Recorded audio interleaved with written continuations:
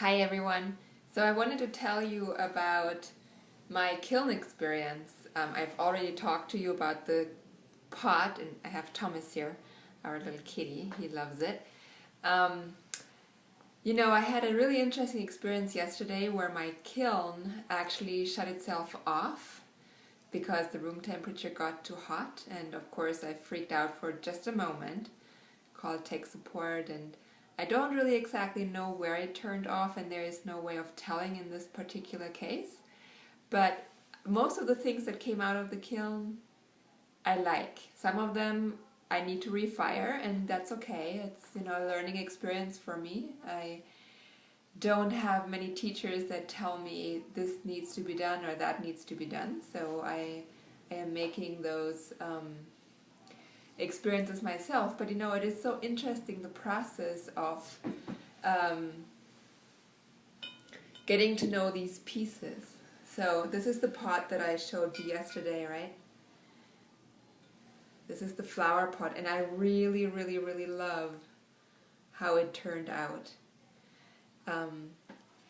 But it is a very emotional process for me, and I was thinking about that all day today, of sitting with my pieces, looking at them, looking at the glazes, seeing what happened, seeing what might have gone right, what might have gone wrong, and making friends with them.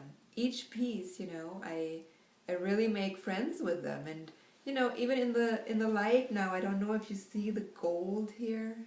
It's very different, and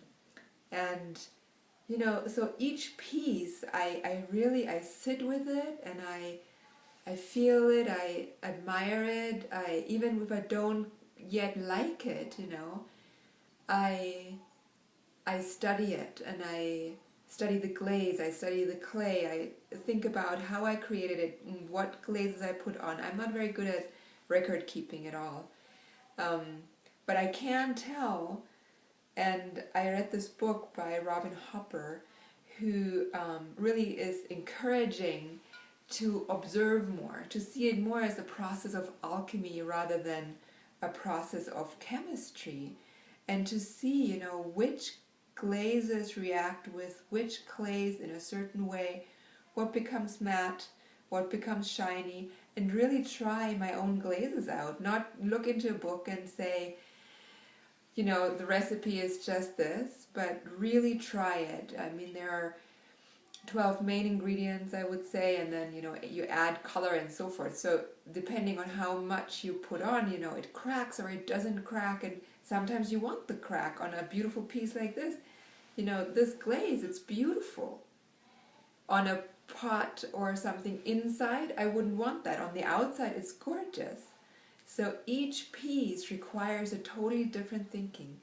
I just wanted to share that because it is a really, I was sitting at the table tonight and I thought, yes, I really made friends with all the pieces today. Some need to go back in the kiln, and that's okay. It's a learning experience, as I said, for me. But most of them, I'm like, wow, what an amazing thing to turn out like that. And I won't ever be able to reproduce that because, I don't know when the kiln shut off. So even when I called tech support, they were kind of laughing about that. And then we're at 7,000 feet as well, which that changes everything, So I didn't know that. I mean, I kind of knew that, but I didn't know how much it affected everything.